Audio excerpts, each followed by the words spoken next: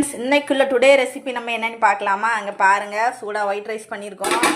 அதுக்கப்புறமா இன்னைக்கு எங்கள் வீட்டிலேயே உள்ள அந்த வெள்ளை பூசணிக்காவை வச்சு பாருங்கள், சூப்பராக ஒரு பருப்பு குழம்பு மாதிரி பண்ணியிருக்கோங்க. இது எல்லாமே வீட்டில் உள்ள காய்கள் தான் இன்றைக்கி பண்ணியிருக்கேன். அதுக்கப்புறம் என்னென்னு பார்த்தீங்கன்னா, இது பாருங்கள், இது கத்திரிக்காய் பொரியல் பண்ணியிருக்கேன். எண்ணெய் கத்திரிக்காய், நம்ம வீட்டு செல்லியில் கத்திரிக்காய் தான். அந்த கத்திரிக்காயை போட்டு சூப்பராக கொஞ்சோண்டு சாம்பார் தூள் மட்டும் போட்டு கொஞ்சம் எண்ணெய் ஊற்றி கத்திரிக்காய் பொரியல்.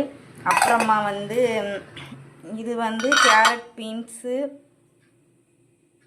எல்லாம் போட்டு ஒரு பொரியல் பண்ணியிருக்கேங்க. கேபேஜ் எல்லாம் போட்டு சூப்பராக ஒரு பொரியல் பண்ணியிருக்கோம். அப்போ இன்றைக்கி ஃப்ரூட்ஸ் என்னென்னு பார்த்தீங்கன்னாக்கா, இன்றைக்கி ஃப்ரூட்ஸ் இன்றைக்கி மேங்கோ தான்.